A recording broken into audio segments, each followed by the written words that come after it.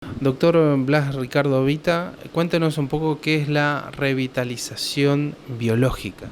Bueno, la idea de revitalizar la biología en una terminología clara, sencilla, sería como el mantenimiento de un vehículo. Claro que el cuerpo humano es una maravillosa máquina, muy sofisticada, todavía no hay nada que lo ha igualado, se quiere aproximar muchas máquinas, pero muchos robots, pero no tiene la complejidad del ser humano. Entonces se va produciendo un desgaste propio del paso de los años, propio del estilo de vida que uno lleva, el tipo de alimentación y a lo que se expone en el marco social. Entonces todo eso va generando un deterioro para el cual nosotros tratamos de revertir a través de un enfoque bioquímico del cuerpo humano. La medicina llamada molecular es una medicina que no es alternativa, es una medicina que es el avance de la medicina. Es decir, todos los premios Nobel desde 2002 en adelante, excepto los del año pasado, fueron dados en medicina que tiene que ver con lo molecular o con lo genético. Por lo tanto, está muy lejos de ser algo alternativo. Lo que pasa que es bastante nuevo, a pesar de que ya lleva unos 30 años por lo menos de desarrollo. De hecho, los primeros trabajos se realizaron en el 55, así que lleva mucho más, pero digamos, y ha tomado un impulso muy importante en los años 90 y a partir de ahí. Hoy el cuerpo humano se lo ve desde otra óptica, desde la profundidad. Una de las, podríamos decir, dos fallas de la medicina tradicional es lo que ha pasado el siglo pasado en dividir el cuerpo humano en partes. Ha sido prácticamente una profundización del conocimiento, pero una descuartización, y se pierde el todo del individuo. Y esto, desde el punto de vista precisamente de lo humano, podríamos decir es inhumano. Y por el otro lado, prácticamente los tratamientos médicos para las enfermedades, sobre todo las llamadas crónicos o crónicos degenerativas, son todos antihipertensivo, antidiabético, antialérgico y así sucesivamente. Esto es, ¿qué significa? Es como salir del paso. Podríamos decir que no se soluciona de fondo, no se va al fondo de la enfermedad para modificarlo. Y esto hace que cuando uno deja de tomar los medicamentos, sigue siendo hipertenso, sigue siendo diabético, sigue siendo asmático, y como cualquier medicamento que a lo largo del tiempo se va generando un acostumbramiento del cuerpo, más obviamente la presión de los laboratorios medicinales que cada 2 o 3 años saca sí el medicamento que va a solucionar y se va dejando de lado el anterior. Los pacientes se van llenando de medicamentos, van comprando parches para seguir tirando, pero no se enfoca la solución de los casos. Porque muchos profesionales ante lo nuevo, ya digo, no es nada nuevo, ¿no? Toman una actitud de rechazo y demás. Fundamentalmente por 2 razones. Uno, por desconocimiento formativo, que sería importante que pudieran hacerlo, y 2, porque aquello que amenaza lo que está establecido, entre comillas, amenaza, siempre es temido. Pero la realidad, vuelvo a repetir, que sobre la base de la medicina tradicional y sin descartar a la misma, pasamos ya, si querés, de la superficie a la profundidad. Lo que se busca es mantener el estado de salud, o sea, conservarlo, recuperar aquello que sea recuperable y dar calidad de vida a aquello que ya tiene un desarrollo importante. ¿Y cómo se realizaría el tratamiento? Me imagino depende de cada situación, pero para dar un ejemplo, usted mencionó la palabra asma, que por lo menos acá en la provincia de Misiones es una enfermedad muy, muy común por el clima, por las condiciones que tenemos aquí en la provincia. ¿Cómo sería el tratamiento? Siempre la base es una excelente anamnesis, o sea, aquello que uno interroga al paciente, factores de tipo hereditario, así como aquello que el paciente va viendo, entre comillas, que le va haciendo mal, que puede ser una alergia generada por algo digestivo, por ejemplo. Vos me hacías mención acerca de una patología muy frecuente aquí, ¿no? Y la realidad es que las enfermedades de tipo alérgica, aunque parezca mentira, la mayoría entra por una disfunción en el funcionamiento del intestino delgado.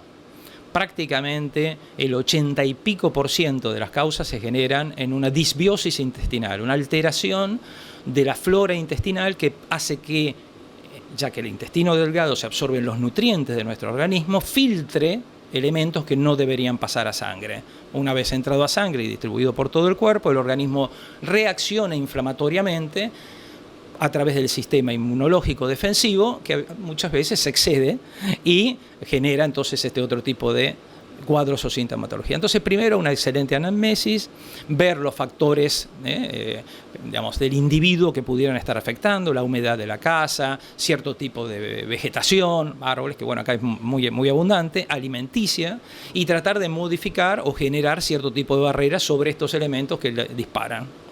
Luego, se ve desde el punto de vista bioquímico alguno de los componentes que podrían estar exacerbados, o sea, aumentado, y llevar a una reactividad mayor del cuerpo. Entonces, trabajamos con la parte inmunológica para que ésta no tenga esa reactividad, podríamos decir, en un ejemplo, yo fui docente del primario en mi formación cuando estudiaba medicina, pongo ejemplos que creo que son muy sencillos, ¿no? Es como si hubiera entrado una mosca o un Aedes aegypti ahora en la casa de uno, y uno agarrara un ametrallador y empezara a tirarle con este elemento.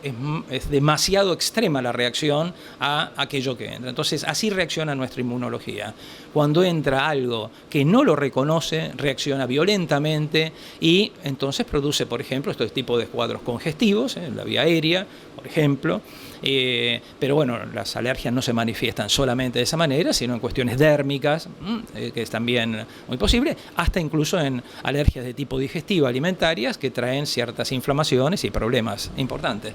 Bueno, ¿y quiénes pueden realizar este tipo de tratamientos de rehabilitación biológica? ¿Quiénes pueden hacerlo? En realidad, toda persona que sienta que padece de algún tipo de molestia general o que esté interesado en la conservación de su estado de salud. De hecho, a los 30 años, alrededor de los 30 años, empieza el declive biológico de los seres humanos, con la disminución de la primera hormona, que es la melatonina, ¿sí?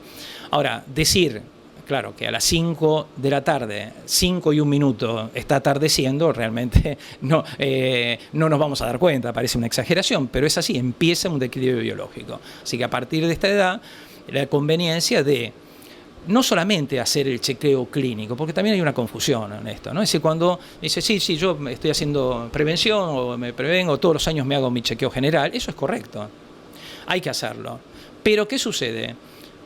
De vuelta en un ejemplo sencillo, vos tenés un coche, sabés que lo tenés que llevar al service, tenés la fábrica que te indica esto, vos cumplís metódicamente, porque cuidás a veces más el coche que a uno mismo, y lo llevás. Cuando lo llevás y ven, chequean con todo el cablerío, chequean que está normal ese vehículo.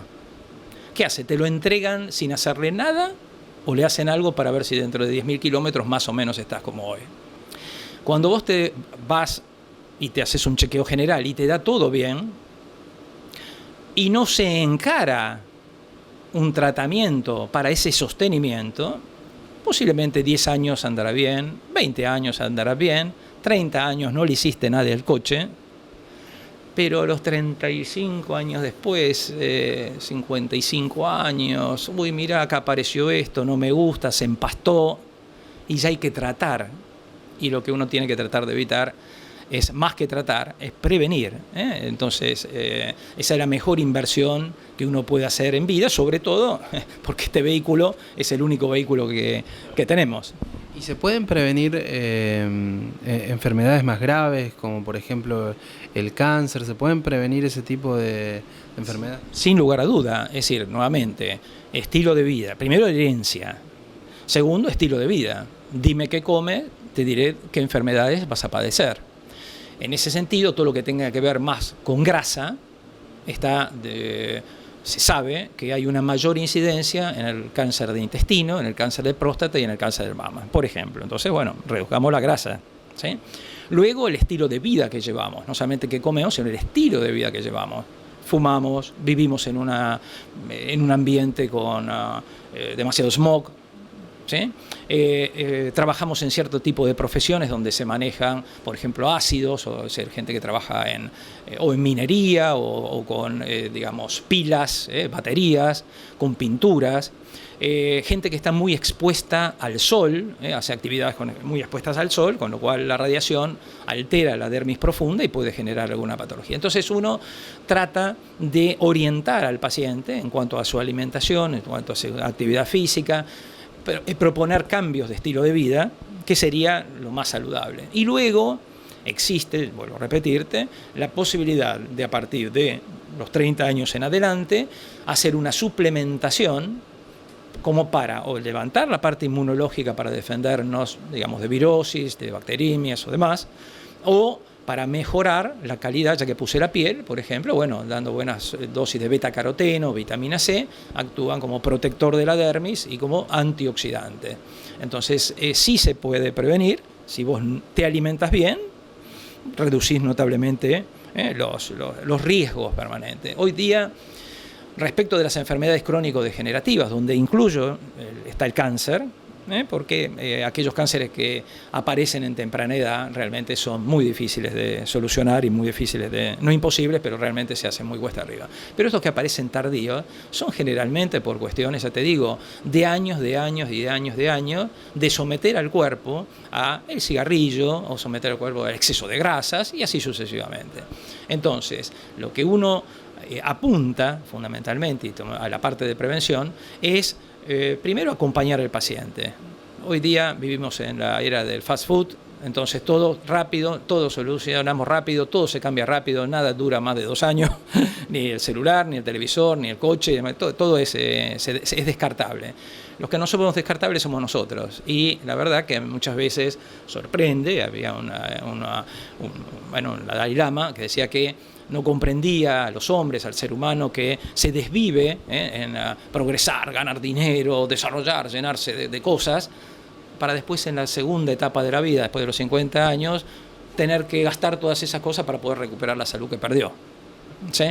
Y muchas veces también en esto uno acompaña al paciente, porque sabemos de la importancia de que en una visión más holística, no puntual, vos venís, porque todo tiene que ver con todo. O sea, si vos venís con un tipo de problemática a nivel, pongamos, una artrosis de rodilla, un dolor de rodilla, hay que ver la estructura general de física, de cómo está el resto de la columna, y no quedarte con la rodilla sola y hacer algo puntual en la rodilla. Tenés que ver el estilo de vida que lleva la persona. Una de esas está excedido de peso, va al gimnasio y hace cierto tipo de ejercicios que no corresponden y, digamos, no siguen las sugerencias del médico, o no le dan la sugerencia y le dan un analgésico, un antiinflamatorio.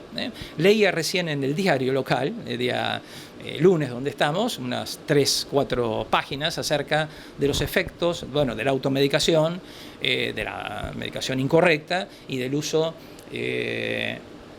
pernicioso que traen muchos de los medicamentos que se consumen, entre ellos pongamos los analgésicos, ¿sí?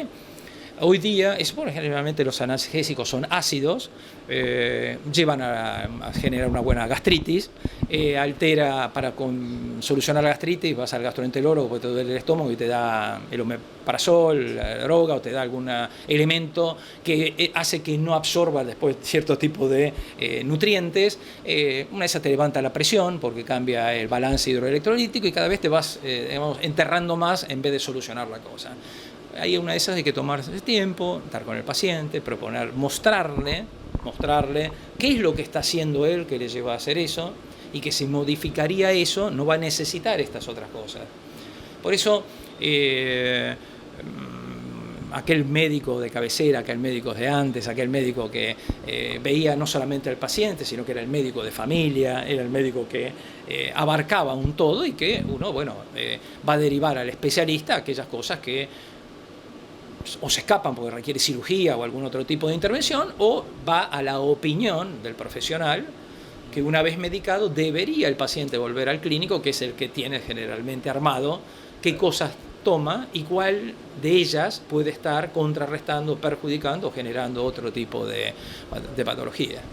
Bien, doctor, y por último, ¿qué días durante la semana o cada cuánto viene aquí a la ciudad de Posadas? Bueno, en realidad yo he vuelto a Posadas a pedido de un grupo de pacientes de aquel entonces. Yo vengo en realidad una vez por mes.